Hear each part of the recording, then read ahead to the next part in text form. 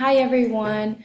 So this is for session 5 of our course in FC 7110 online. My name is Brooklyn Boyd and I am going to be going over chapter 11 titled Excellence with Justice and Identification in Programming, and the author is E. Susan Richard. So before I go ahead and give a summary of the readings, I wanted to explain equity versus equality. Equity is when the quality you have the quality of being fair or impartial, and equality is the state of being equal, especially in status, rights, or opportunities. So I put this on here because Richard talks a lot about equity as it's related to gifted education. So she starts her chapter off by saying that there is a confluence of national trends in equity, and that there's 3 problems that the confluence of national trends have caused. Those 3 problems are a heterogeneous grouping movement, political movement for excellence in education, and the national impetus for school reform. She says that the heterogeneous grouping movement is a misguided democratic effort, and it has a devastating effect, especially on elementary and middle school programs for the gifted. She says that with political movement for excellence in education, that this is based on increasingly demand standards, which some leaders in our field initially lauded as expanding opportunities for advanced learners, and it has had a negative impact on gifted education. Under the guise of excellence for all, excellence for the minority of students with gifted potential, regardless of their background, and especially in elementary and middle schools, is being sacrificed. And lastly, with the national impetus for school reform, she states that has led many schools to adopt reform models that eliminate programs for gifted, especially in economically disadvantaged districts. So these are all problems that she is finding evident in gifted education. I want to make sure that this is still recording. And then she goes on to talk about 3 pragmatic approaches for which she's been conducting research over for the last decade that counteract those trends. And so those 3 pragmatic approaches are the identification procedures that equitably find giftedness in all populations, the cost-effective program designs that guarantee equity in who is served, and curriculum for all students that can both foster equity and identification and guarantee effective strategies in heterogeneous grouping. So she goes on to say the approaches guarantee equity since they result in demographic heterogeneity in who is served. And that is her main point in this chapter, the use of equity and how we need to use equity in order to better serve populations of minority populations. So problems and programs for the gifted. She goes on to talk about the elitism in programs for the gifted.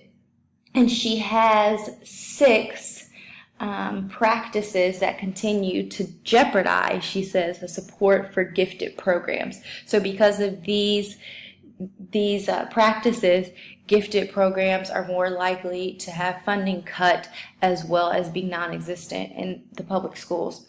And those are listed here. It's elitist and distorted definitions of giftedness, confusion about the purpose of identification, violation of educational equity, misuse and abuse of tests and test results, cosmetic and improper use of multiple criteria, and elitist program design. And I'm going to go into detail here. So elitism, she also says that there's 3 problems that have made gifted education vulnerable to attack. And these problems are elitist identification practices and definitions of giftedness create school segregation by economic class and cultural groups. The most motivating and challenging curriculum is found in programs for the gifted, while curriculum for other programs is often monotonous and devoid of interest. She then goes on to list the last problem, which is that the best trained and most effective teachers work with the gifted, denying the benefits of these teachers to students of other abilities. So she's not just talking about equity as it relates to giftedness, but equity as it relates to all students. So elitist definitions of giftedness. Here is a quote from the reading. A major purpose of the 1972 federal definition of giftedness, as well as the more recent National Excellence, the Case for Developing America's Talent, was to expand the concept of giftedness beyond IQ. So the original definition was to say, okay, we have giftedness, but we're going to think of it as something that's not solely looking at your intelligence quotient. Yet in practice, limited definitions are still applied, especially in states where gifted is a special education category and relies on special education funding. So people in some states and locally in different districts, they have different definitions that they use as giftedness in order to pick and choose who they are going to serve. And so not having a concrete definition of what giftedness is allows these elitists to put in there, to interpret the definition in which way they see fit. So there's confusion about the purposes of identification in gifted programs. People often relate it to the needs and values of those that are involved in the process. There are educators who want the identification criteria like high grades, teacher recommendation, high scores on standardized tests. They want those to reaffirm the values of conformity in their school system. These distortions of the purpose of the programs, they aren't allowing for the identification process to be a needs assessment whose primary purpose is to place the placement of students in educational programs designed to develop their intellectual, emotional, and social potential. The third, violation of educational equity. So there are identification procedures that violate educational equity by consistently excluding, keeping out large numbers of poor and culturally diverse students.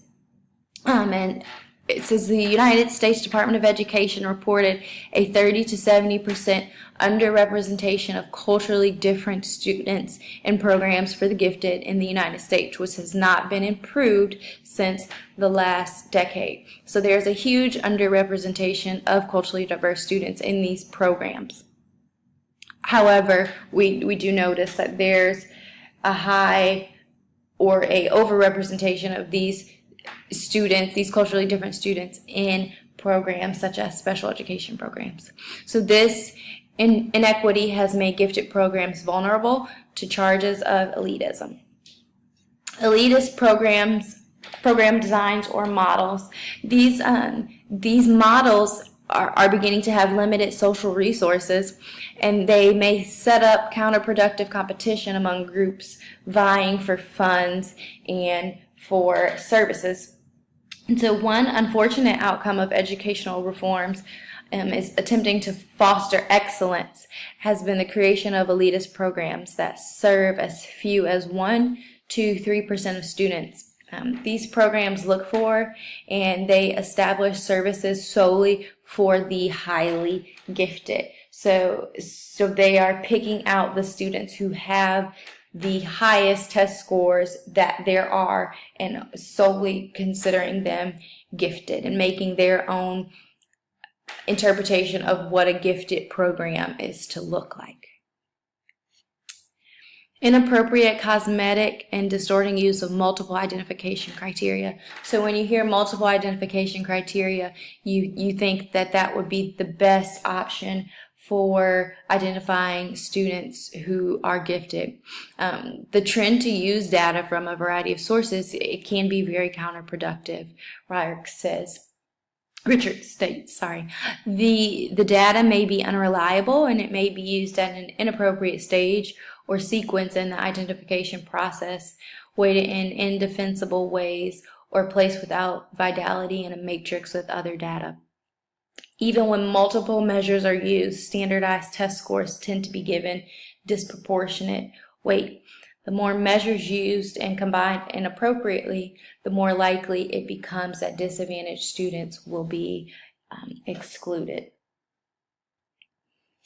So Suzanne's next point is Project APOGE, stands for Academic Programs for the Gifted with Excellence and Equity.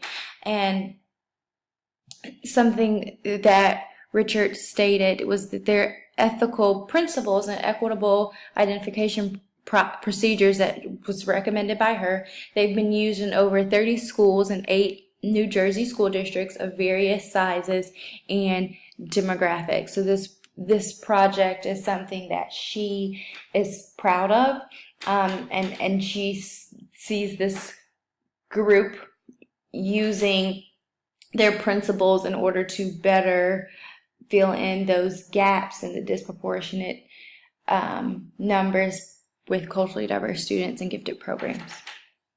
So identification principles. The project has 6 identification principles that emerged through the deliberations of the National Panel of Experts as a part of the National Report on Identification. First being defensibility. The procedure should be based on the best available research and recommendations when identifying students. Advocacy. Identification should be designed in the best interest of all students. Students should not be harmed by the procedures. Equity. Procedures should guarantee that no one is overlooked. Students from all groups should be considered for representation according to their demographic representation in the district.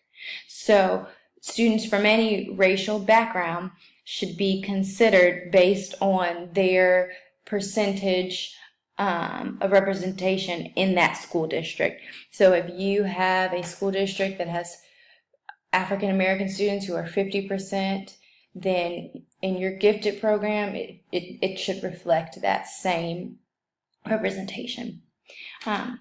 The civil rights of students to equal access to programs should be protected. Strategies should be specified for identifying the disadvantaged gifted.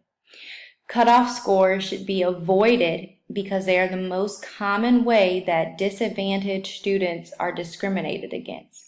High scores should be used to include students, but if students meet other criteria through self or parent nominations, for example, then a lower test score should not be used to exclude them. So low scores should not be used to exclude students. They shouldn't be marked off for things that they are not good at. You should solely focus on what they are gifted or talented in. Pluralism. The broadest defensible definition of giftedness should be used. Comprehensiveness. As many learners with gifted potential as possible should be identified and served. And then the 6th is pragmatism. Procedures should allow for cost-effective modification of available instruments and personnel. So the selection of these instruments, tests and instruments that should be used in number 6, it should, the recommendations that this project recommends are as follows. Selection of different measures and procedures to identify each gifted ability. Addressing the following issues before using any test. Is the test appropriate for the ability being sought? Is the test being used at the appropriate stage of identification? For example, nomination into a broad